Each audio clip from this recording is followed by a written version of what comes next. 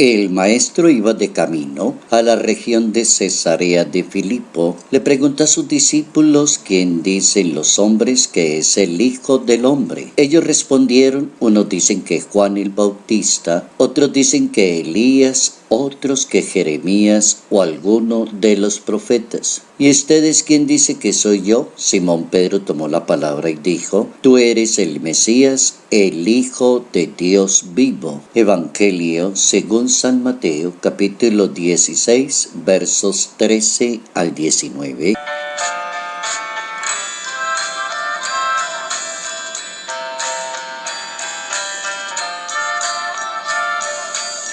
Dos columnas que sostienen la iglesia a lo largo de la historia, dos hombres maravillosos, dos vocaciones muy distintas. Dios se vale de las personas y las convierte en talentosas para la obra de la salvación. Notas amables a la palabra de Dios, sábado 29 de junio, año 2019.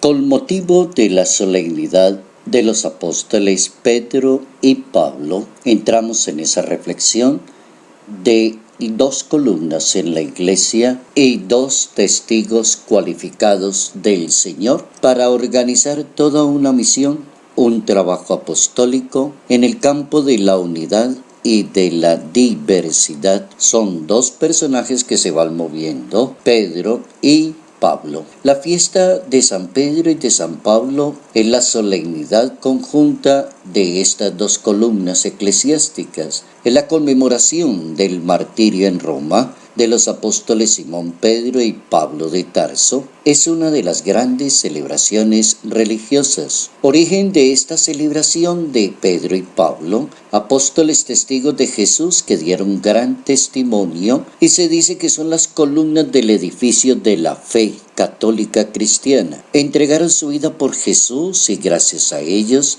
el cristianismo se extendió por todo el mundo. San Pedro fue uno de los 12 apóstoles del Señor. Su nombre era Simón, pero el maestro lo llamó Cefas, que significa piedra, y le dijo que sería la piedra sobre la que edificaría la iglesia, y por esa razón se conoce como Pedro. Era pescador de oficio, lo llamó a ser pescador el Señor para darle a conocer el amor a Dios y el mensaje de salvación. Pedro tenía su propia característica, era una persona fuerte, de carácter impulsiva, y tuvo que luchar contra la comodidad y contra el gusto para lucirse delante de los demás. El que quiere hacer las cosas bien, el que acepta el llamado de Dios, tiene que entrar a abandonar ciertas cosas para poder cumplir su propia misión. San Pedro vivió también acontecimientos en la vida de Jesús que trascendieron su manera de pensar, de entender la vida y de comprometerse.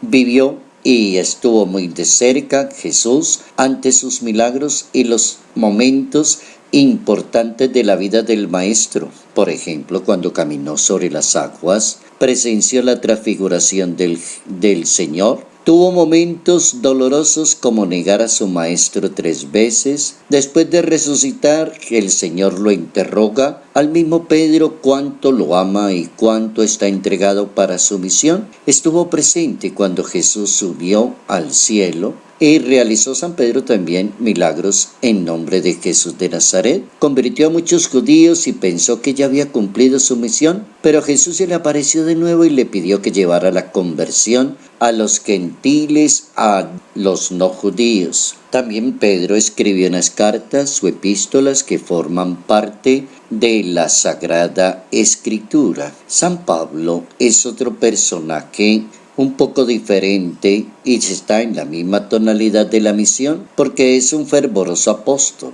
y como persona es una persona decidida y muy convencida de lo que está haciendo. Tiene que superarse también como todo buen apóstol y todo buen misionero. La vocación arranca allá con un llamado y a nadie se le puede negar. Uno no puede cortarle la vida a otra persona y decirle porque es temperamental, porque es mal geniado, porque es esto, porque es aquello, usted no sirve para apóstol, usted no sirve para sacerdote, usted no sirve para esto o para aquello. Ahí tenemos dos personajes que se mueven en este día y nos van a hacer pensar de una manera diferente. Un personaje temperamental, fuerte, aguerrido como era San Pedro, un personaje apegado a sus cosas, a su tierra, apegado a sus posesiones y abandona todo por el Señor. Un personaje que reconoce sus errores, que lloró amargamente el momento en que sintió que había negado a su maestro y había faltado a la misma lealtad.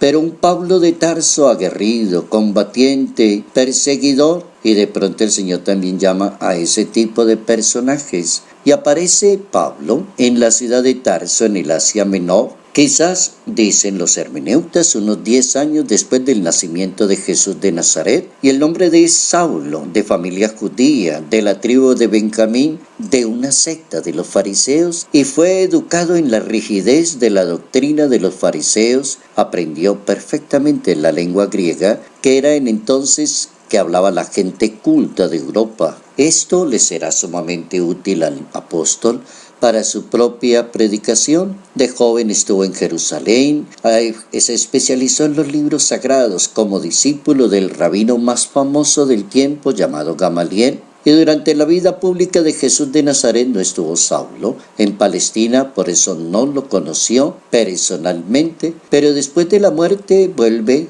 este hombre a Jerusalén y se encuentra con que los seguidores de Jesús se habían extendido y emprendido muchos otros judíos. Viene la conversión de San Pablo, viene la conversión de este hombre cuando el Señor le pregunta categóricamente ¿por qué me persigues? Como preguntarle a una persona a usted ¿por qué es así? ¿Por qué es tan negligente? ¿Por qué es tan terco? ¿Por qué no reflexiona? Y pone la misma persona a decidir y sale de ahí un Saulo que se convierte en un San Pablo, que está comprometido con la causa de la salvación de las personas, de anunciar la palabra, de cambiar el orden a algunas cosas y organizar una iglesia en el sentido de Dios. Pablo realiza 4 grandes viajes que se hicieron famosos.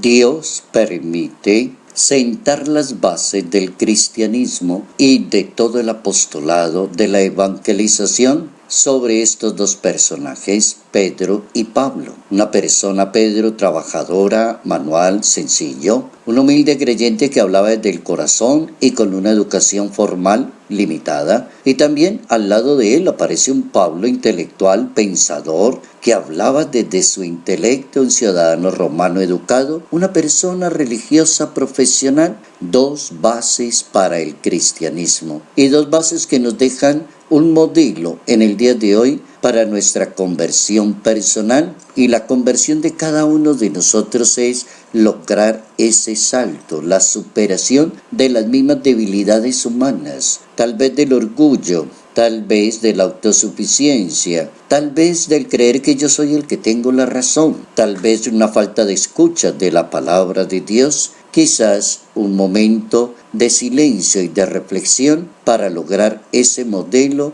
de la conversión, lo que es la conversión en San Pedro y lo que es la conversión en San Pablo. Cuando las personas se logran la conversión personal, el ambiente cambia. No se puede decir que la súbita conversión de San Pablo es superior a la lenta conversión de San Pedro. Ambas llegan como al mismo destino, ambas son modelos extremos porque entre medio hay diferentes situaciones. Las lecciones que nos quedan para aprender para la vida de San Pedro y de San Pablo es esa famosa alocución latina in medio stat virtus. Para querer traducirla en un ambiente nuestro, los extremos no sirven para hacer las cosas correctamente. No nos podemos ir al extremo de la religión para poder decir que estamos practicando bien una religión, ni nos podemos quedar atrás contentándonos con lo mínimo. In medio stat virtus.